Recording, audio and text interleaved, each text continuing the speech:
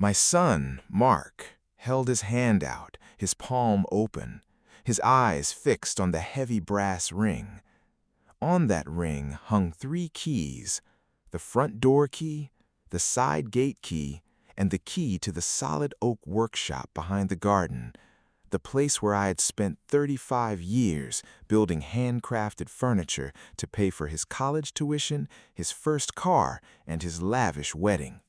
"Just to keep things safe, Gad," Mark said, his voice dripping with smooth, practiced sympathy. "It's since you've been forgetting things lately. It's better if I hold on to these while we look at assisted living places. You don't want to leave the house unlocked by mistake, do you?" I looked at his face. He had my late wife's soft green eyes, but the expression behind them wasn't hers. It was cold, calculating, and impatient. Standing next to him, his wife, Sarah, checked her watch, not even bothering to hide her irritation. I didn't argue. I didn't raise my voice or let my hands shake. I simply dropped the brass ring into Mark's waiting palm. Mark smiled, a bright, triumphant smile that reached all the way to his eyes. He squeezed the metal tight in his fist, convinced he had just taken control of everything I owned. He slipped the keys into his coat pocket, gave my shoulder a quick, condescending pat, and said, "We'll come back on Saturday to start packing up your clothes, Dad. Rest up." He didn't know I had already made my final decision. As their silver SUV pulled out of my driveway, kicking up tiny gravel stones against the pavement, I stood on the porch and let the quiet settle over me. For 6 months, Mark and Sarah had been laying the groundwork for this moment. It started with small, quiet suggestions on Sunday dinners. "Dad, aren't these stairs getting hard for you? Dad, didn't you leave the stove on last week?" Then came the doctors they recommended, physicians who seemed remarkably eager to write notes about early cognitive decline after 5-minute evaluations. They thought I was an old man slipping into the fog of age, frightened of the dark, waiting submissively to be placed in a room with a window view and a tray of lukewarm food. They thought I didn't notice how Sarah picked up my mail off the counter before I could read it, or how Mark started asking detailed questions about the house's deed and my small investment accounts. They believed they were playing a game against a man who didn't even know the rules. But I had built this house with my own hands in 1988. I laid every brick, measured every floorboard, and drove every single nail into the framing. I knew every creak in the floor, every hidden space, and every secret this family had kept for 20 years. I turned around and walked back into the living room. The house felt massive and empty, filled only with the ticking of the grandfather clock in the corner. I sat down in my worn leather armchair and picked up my cup of black coffee. It was lukewarm, but I drank it anyway. My phone rang on the side table. I picked it up and saw the name David on the screen. David was my youngest son, Mark's younger brother by 4 years. David lived 2 hours away, working as a high school history teacher. Unlike Mark, who had always chased fast money and high-status living, David was quiet, steady, and often sidelined by the family. "Dad?" David's voice came through the speaker, tight with concern. "Mark just called me. He said you willingly gave him the keys today and agreed to look at Sun Valley Retirement Home next week. Dad, tell me that's not true. You promised me you'd never leave that house." I took a slow breath, listening to the genuine anxiety in my younger son's voice. "He has the keys, David," I said quietly. "Dad, no!" David pleaded, his voice breaking. "You can't let him do this. I know what he's planning. He thinks he can sign power of attorney using those medical reports Sarah pushed for. Please, let me come drive up tonight. I'll take the keys back from him." "No, David," I said gently. "Stay where you are. Let Mark have his moment." "Why are you letting him walk all over you, Dad? He doesn't care about your care, Dad. He owes hundreds of thousands of dollars to investors for that failed commercial real estate deal he took out last year. He needs your house to pay off his debts before they take his own home." I closed my eyes for a brief second. So that was the real timeline. I had known Mark was in financial trouble, but I hadn't realized how close the fire was to his own front door. I know, son, I know. More than you think. But I need you to trust me. Do not call Mark. Do not argue with Sarah. Just come here on Friday afternoon at 3 o'clock. Can you do that for me? There was a long silence on the other end of the line. Friday at 3, David repeated softly. Dad, are you sure you're okay? I've never been clearer in my mind, David. And for the first time in months, it was the absolute truth. After hanging up, I stood up and walked down the hallway to my study. I locked the door behind me, a door that used a small, simple key Mark didn't even know existed on my personal ring. From the bottom drawer of my desk, behind a false backboard I had constructed decades ago, I pulled out a thick, yellow manila folder. Inside were bank statements, property tax receipts, and a copy of a secondary trust deed filed with the county clerk 12 years ago. But most importantly, there was a stack of printed emails and text messages that had taken me 3 painful months to gather with the help of my old friend Arthur, a retired forensic accountant who lived 3 doors down. Mark thought he was clever. He had convinced himself that because I didn't use a smartphone very well and preferred writing things down on paper, I was oblivious to digital trails. He didn't know that Arthur had helped me trace the small, systematic withdrawals Mark had been making from my secondary emergency reserve account, the account I had set up after my mother passed away. Over $80,000 had vanished over 18 months, transferred in clean, precise increments straight into an LLC controlled by Sarah's brother. Every time Mark had come over to help me with my taxes or organize my utility bills, he had been taking a little more, preparing the ground to take the entire property once he deemed me legally unfit. On Tuesday morning, 2 days after Mark took my keys, I received a visit from Sarah. She didn't bother knocking long before using her newly acquired key to unlock the front door. She walked in carrying a cardboard box and a stack of colorful brochures. "Dad?" she called out, her voice chirpy and loud, the way people speak to toddlers or golden retrievers. "I brought some information on Sun Valley. The private suites are lovely. They even have a gardening club." I came out of the kitchen holding 2 mugs. "Good morning, Sarah. Coffee?" She blinked, momentarily startled by how clear and composed I looked. "Oh, sure, thanks." She set the brochures on the dining table, making sure the top one showed a picture of a smiling elderly couple sitting on a bench. "Mark is tied up at the office today, so I thought I'd come by and start going through the hall closets. We need to pare down your things before the listing agent comes by to take photos." "The listing agent?" I asked, setting her mug down carefully. "I don't recall agreeing to list the house." Sarah gave a soft, practiced laugh, leaning in close. "Dad, we talked about this. You can't manage 6 acres and a 2-story house alone anymore. The doctor's report from last month specifically noted safety risks. Mark is doing this because he loves you. It's breaking his heart, honestly. But as your family, we have to make the hard choices you can't make for yourself anymore." She reached into her purse and pulled out a single sheet of paper, laying it next to the brochures. It was a voluntary authorization form granting Mark legal authority to act on my behalf regarding property management and real estate decisions. "If you sign this today, it saves us from having to go through a messy court petition," Sarah said gently, handing me a pen. "I just let Mark handle the paperwork with the realtor, so you don't have to stress about signatures and legal jargon." I picked up the pen. I turned it over in my fingers, feeling the smooth plastic. "You've been very thorough, Sarah," I said, looking her straight in the eye. "We just want what's best for you, Dad," she replied, her smile tight and perfectly composed. "I'm sure you do," I said quietly. I laid the pen back down on the table, untouched. Sarah's smile faltered for a fraction of a second, a flicker of genuine annoyance crossing her features before she smoothed it over. Dad, the realtor is scheduled for Friday at 4. Mark really needs this signed before then so we can move forward. You don't want to make things difficult for Mark, do you? He's under so much stress lately. I would never want to add to Mark's stress, I said softly. Leave the paper, Sarah. I'll have my answer ready by Friday. She stared at me for a long moment, searching my face for any sign of confusion or memory loss. Finding none, she swallowed hard, nodded, and stood up. All right, Friday at 3:30, Mark and I will be here.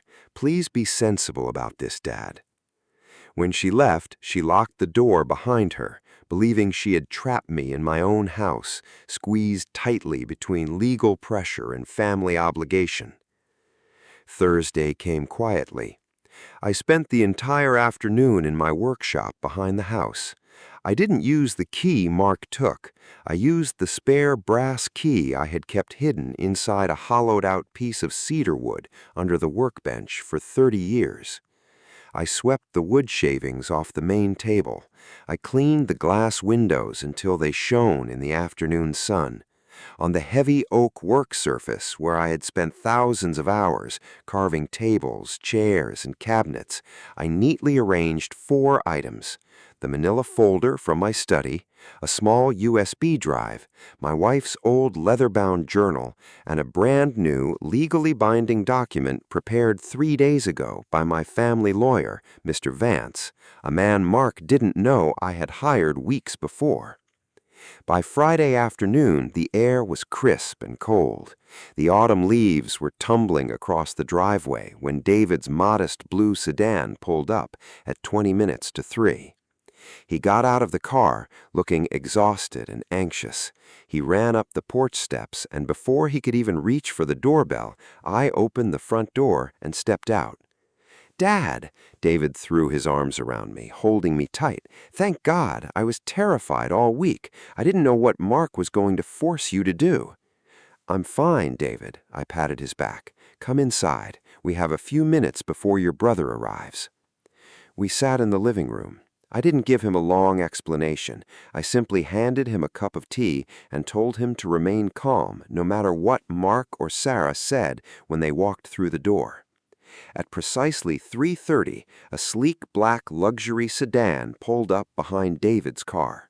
Mark and Sarah stepped out, both wearing dark professional attire, looking less like family members coming to visit a father and more like corporate executives arriving to finalize a takeover. Mark walked in using his key, not knocking. He froze when he saw David sitting on the sofa. David? Mark's brow furrowed in immediate suspicion. What are you doing here? I told you I was handling Dad's arrangements this afternoon. I invited him, Mark, I said calmly, standing up from my chair. Sarah scoffed softly, crossing her arms. Mark, we don't have time for a family debate. The real estate agent is meeting us here in half an hour to evaluate the property value. Dad, did you sign the authorization form? Mark stepped forward, pulling the document out of his leather portfolio. Dad, let's just get this done. I brought a notary with me. She's waiting in her car down the street. Once you sign, we can get you settled into Sun Valley by the end of the month. It's for your own good, Dad. You know you can't keep up with this place. I looked at my eldest son.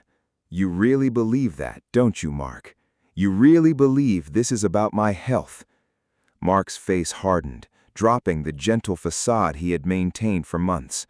Dad, don't make this harder than it needs to be. You're turning 71. You forgot where you put your car keys last month. You're getting confused. We're stepping in before you lose everything or hurt yourself.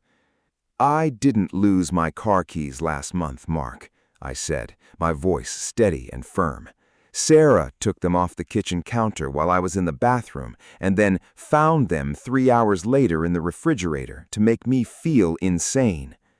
Sarah's face flushed bright red. That's absurd! Mark, listen to him. He's delusional. And I didn't agree to give you my house keys on Sunday because I was helpless. I gave them to you because I wanted to see how far you would go. I wanted to see if there was a single shred of hesitation in your heart before you tried to strip your own father of his dignity and his life's work. Mark took a step back, visibly unsettled by the absolute clarity in my eyes and the lack of tremor in my voice. "Dad, you're acting irrational. I have medical evaluations from Dr. Mercer stating—" "Dr. Mercer is Sarah's second cousin," David interrupted, standing up beside me, his eyes blazing with fury as he looked at his brother.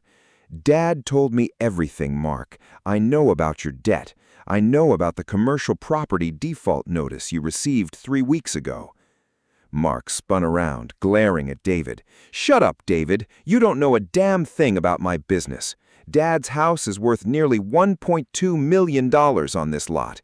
It's sitting here doing nothing while he rots alone in this giant structure. It makes financial sense for the whole family." "For the whole family?" I asked softly. "Or for you?" Silence stretched through the living room, heavy and suffocating. The ticking of the grandfather clock seemed to grow louder with every second. "It doesn't matter what you think," Sarah snapped, her patience completely snapping. "Mark has the keys. We have the medical notes regarding his cognitive decline.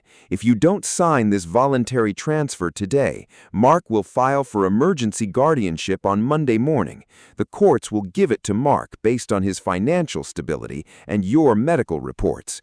You can either do this quietly and comfortably, or we can do it in a courtroom where everyone will see how unfit you are." I looked at Sarah, then at Mark. My heart didn't break in that moment. It had already broken months ago when I first realized what they were doing. What remained now was only a quiet, unshakable resolve. "Follow me," I said, turning toward the back door. "Where are we going?" Mark demanded, his voice edged with panic now. "Dad, answer me." "To the workshop," I said without looking back, "where the final decision was made." They had no choice but to follow. David walked beside me, his hand resting supportively on my shoulder. Mark and Sarah marched behind us, their footsteps heavy on the gravel path. When we reached the workshop, I pushed the heavy oak doors open. The late afternoon sunlight filtered through the clean glass windows, illuminating the polished wood surfaces and the documents resting on the central table. Mark glanced around the room, his eyes instantly landing on the paper resting on my workbench.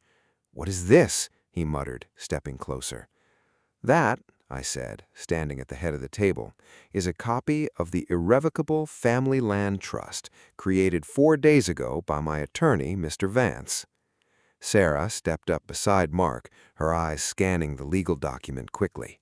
"A trust? You can't put this property in a trust. You don't have the legal capacity to execute new contracts right now." "I have complete legal capacity," I replied calmly. "Along with the trust documents, there is a comprehensive psychiatric evaluation completed on Tuesday morning at the State University Medical Center by 3 independent department heads. I am 100% mentally sound, Sarah, and that evaluation is already filed with the county court." Mark's face drained of all color. He reached out with a trembling hand to turn the page. What did you put in the trust?" "Everything," I said. "This house, the 6 acres of land, my workshop, and all my investment accounts. They no longer belong to me as an individual. They belong to the Miller Family Legacy Trust." "And who controls the trust?" Mark asked, his voice barely a whisper, his confidence completely shattered. I looked at my eldest son with a mixture of profound pity and deep disappointment. "Not you, Mark," I said softly. "The trust is managed jointly by David and an independent institutional trustee. But more importantly, the terms of the trust are explicit. The house and land can never be sold, mortgaged, or used as collateral for personal loans. It is preserved permanently as a historical family homestead and a private woodworking sanctuary for future generations." You locked up the equity?" Sarah shrieked, her voice echoing off the wooden rafters. "You locked up over $1 million? How could you do this to your own son? Do you have any idea what kind of trouble Mark is in?" "I know exactly what trouble Mark is in," I said, looking directly at my son. And I know about the $80,000 you systematically stole from my reserve account over the last year and a half, Mark." Mark dropped his portfolio. It hit the wooden floor with a dull thud. "Dad, I was going to pay it back. I just needed a bridge loan until the market turned." "You didn't ask," I said, my voice cutting through his excuses like a sharp blade. "You didn't come to me as a son to a father and ask for help. You decided I was old, useless, and easily manipulated. You decided to take what wasn't yours, and when that wasn't enough, you planned to strip me of my home and put me in a facility so you could cover your own financial sins." "Dad, please," Mark stammered, stepping toward me, his hands shaking, his eyes wide with genuine panic now. "You can undo the trust. You created it. You can dissolve it. If I don't pay off the primary lien on my development project by next Friday, they're going to foreclose on my house. Sarah and the kids will have nowhere to go." I looked at him, this man whom I had carried on my shoulders, taught to drive, and held when he wept as a boy. "I won't let your children become homeless, Mark," I said quietly. "The trust includes a specific clause. It will pay off the primary lien on your personal home to protect my grandchildren. But in exchange, the trust will hold a formal legal mortgage against your house until every cent, including the $80,000 you took from my account, is paid back in full. You will pay it back to the trust month by month, managed entirely by an external corporate trustee. If you miss 2 payments, the trust forecloses." Mark stared at me as if he were looking at a stranger. You're mortgaging my house? You're forcing me to pay back my own inheritance?" "I was never your inheritance, Mark," I said softly. "An inheritance is a gift given out of love after a life fully lived. It is not something you tear from your father's living hands while he is still breathing." Sarah grabbed Mark's arm, her face twisted in rage. "This is insane! We're calling our lawyer! We'll contest the trust! We'll contest the medical evaluation!"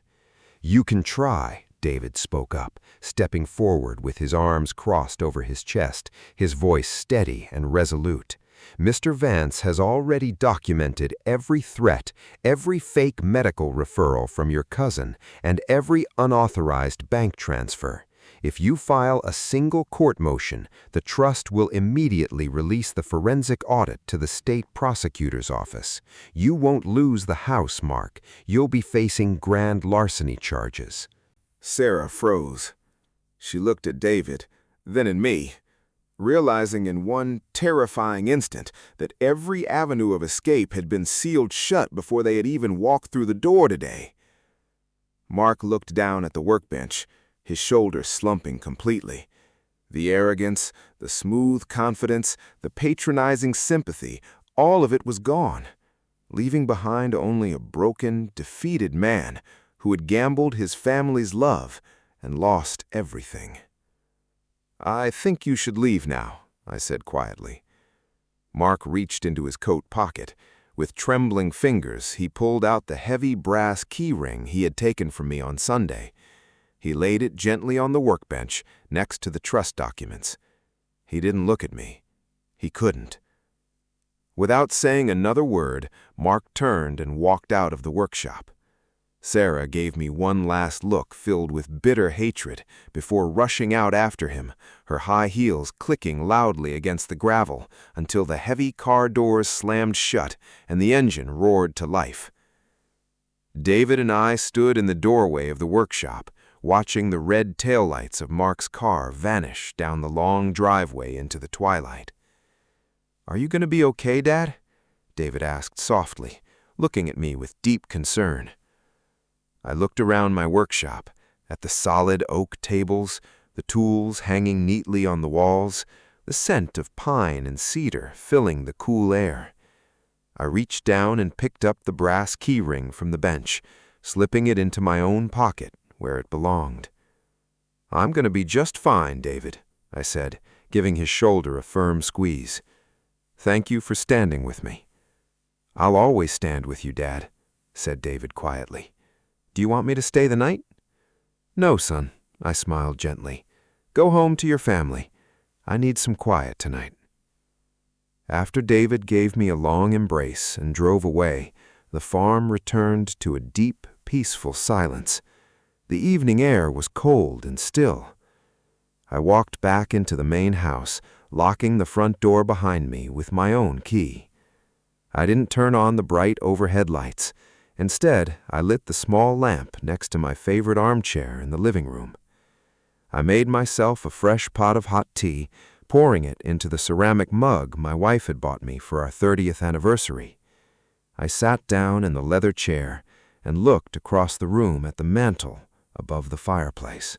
Framed photographs lined the dark wood, pictures of my wife smiling in her garden, photos of Mark and David as young boys catching fish at the lake, and photos of my grandchildren running through the yard during summer barbecues. I picked up the photo of Mark when he was 7 years old, holding up a small wooden birdhouse we had built together in the workshop. He had been so proud that day, showing his mother how he had driven the tiny nails into the roof all by himself. I set the frame back down gently. The house was safe. The legacy was protected. My grandchildren would have a home, and my work would remain standing long after I was gone. But as I sat alone in the quiet warmth of the living room, listening to the soft tick of the clock, a tear finally escaped and rolled down my weathered cheek. I had saved my home, but I had lost my son, and no legal document in the world could ever bring him back.